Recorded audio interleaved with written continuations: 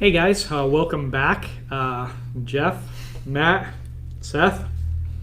We had talked about in one of our other videos that we were going to come back to you with some more objection videos, and today we're going to talk about wishy-washy customers. And before we get into that, I do want to tell you that we're not asking you guys to not take no for an answer. It's very important. What we're asking you guys to do is help the customer get to a yes or a no. So when we're talking about the wishy-washy customer, we've broken it down a little bit for you, and Seth here is going to talk about what a wishy-washy customer is and how that breaks down. But we want to reiterate at the very beginning, if someone says no, that's fine. We'll move on. We got a lot of customers. No means no. Thank you, Seth. It's good you know that. But we do want to make sure we listen to the customer. We do want to make sure we communicate with them and help them unpack what they want. So, Seth, can you tell us a little bit about what the wishy-washy customer is? With a wishy-washy customer, they're a customer that hasn't reached their decision yet, and they may not be sure why. They once you presented this customer with options for repair or replacement or possibly for an accessory, you've laid it all out there. You're not swaying them one way or another. You're presenting their options and letting them decide. Mm-hmm. But they might be unsure, and they're not sure why they're unsure, and they might give you reasons of, oh, I got to talk to my spouse, or I'm not sure about how much money that is, or can I get back to you on this? And they may appear to be no's, and they might be a roadblock, but if you just weigh into that a little bit, you can usually help guide that customer to think, okay, is this an appropriate option for them and their lifestyle, what fits them best, or is it not? And then the customer will be thankful because they've reached a decision, and then you will know what you can provide for them to best comfort them. Right. Matt, you want to give us a real world example about, I don't know, let's say if the significant other's not there. Yeah, absolutely. We run into this a lot, whether it's, equipment replacement, or if you're a technician with accessories or whatever it is, you're presenting something. Maybe this, it's the first time they've heard it, and they're kind of sound interested, intrigued, or whatever, but they're just maybe a little bit hesitant. And I used to always get this a lot where, they really don't want it. They don't feel confident in making a decision because maybe they don't understand, but they're going to tell me like, hey, thank you for offering that. I'm going to talk this over with, my wife, my husband, whatever it might be. I'll get back with you on that. So I guess, what I've learned is that, to pick up on that, and that is to, just kind of really address some things because they may be just unsure. So you're just kind of saying, well, this is what I would do is I would just say, well, let me ask you, I understand, I can appreciate that. We do that too at our household, but as far as do you understand about all this? Do you see the value, the features, things like that? And then I kind of just used to just lead it into like, I've been married for 15 years or whatever it is. And it's kind of like, I'm sure you know your spouse pretty well, but what do you think they would be think about this? Is this something that you feel like they would be interested in? And a lot of times, you're making them think, and they're like, yeah, they care about our kids' health too, if it's an IAQ or something like that, or warranty or whatever it might be. And then it's, so you're bringing them around and you're helping them to make a well-informed decision. They feel confidence in that. So it always kind of leads up to, when they throw that up there, it's like, oh, yeah, no problem. So just diffuse it. I'm not going to buck you on that. And then you kind of like, hey, what do you think about this? What do you like? What are you hesitant about? And then they share that, and you're like, okay, well, your partner pretty well. What do you think they would think? And they're like, what could stop you? Yeah, and on the IAQ stuff, some of that stuff's easy because if they purchase it and then their spouse comes home and they don't want it, one, they can call us and talk to us. Two, we'll come get it if they're not happy. So let them keep it. Yeah. Tell your spouse, keep it for 30 days. Check it out. See if you like it. If your home improves, keep it. If it doesn't, we'll come get it at no charge. So we can also let the pressure off that way. Also, what does everybody have nowadays? Cell phones. Yeah. I've had multiple technicians who've gone above and beyond and contacted the spouse while they're on site and put them on speakerphone. Maybe the wife's at the house and the husband's out, golfing, whatever. Get them on the phone, short 5-minute conversation, explain the features, allow the husband and wife to talk while you step outside, run to the truck for a second.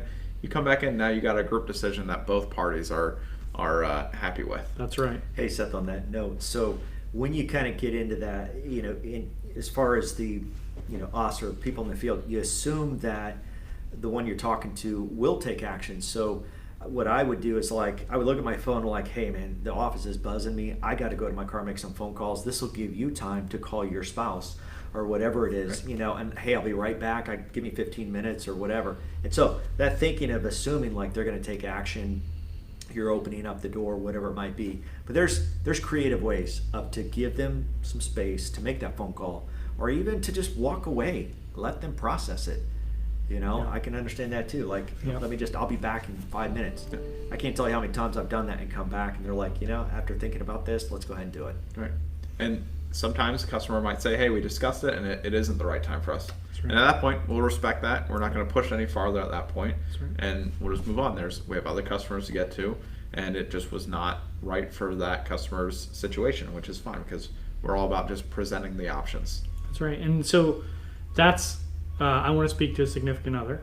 Yep. We also have, I'm not sure about the price. Yep. So Seth, can you give us an example of that in the service area? Yeah, so guys, that can come up quite a bit, whether it be a warranty repair or an accessory. A lot of those sometimes have price tags that are fairly high, especially depending on the repair. You could be replacing a coil within 3 years of the equipment, and that's a pretty large unexpected repair. Yeah. So that customer is going to be shocked there, and they're going to question the price.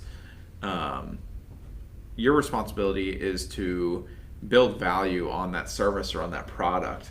And if it's a product, you might be able to turn the tables and ask that customer, what do they like about it, to where they're building value for themselves in the product. Mm-hmm. So you're not just reading off a list of the features and benefits, but you're having a conversation with the customer and saying, okay, what points did you like about it? Did you like, if we're talking about a Remy Halo, did you like that the LED offers 4 years, something like that, to where the customer will move themselves into a position where they will like the product and then justify the price that they're going to be paying. Right. Now, if you're having a repair, a lot of times what I found out is, you tell them, oh, we got to change the evaporator coil. They have no idea what's involved with that. They don't know that it's going to be anywhere from 3 to 5 hours, that it's up in the attic, that we have to pump all the refrigerant down and some is leaked out, so they're paying for refrigerant to add it back in.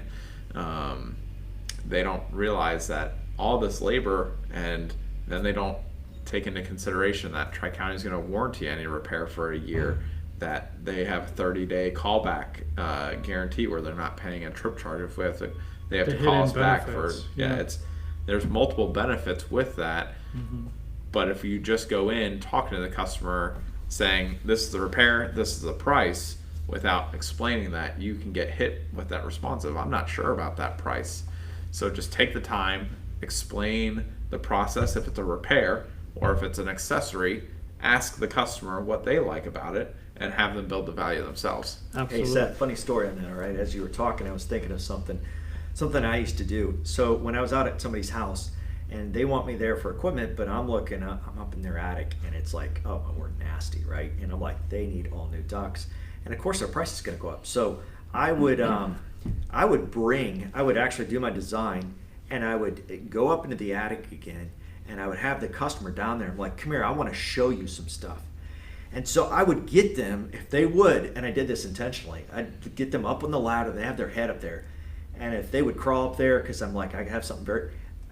And the whole time they're sweating, and it was like, this is all the stuff that we're doing. Yeah.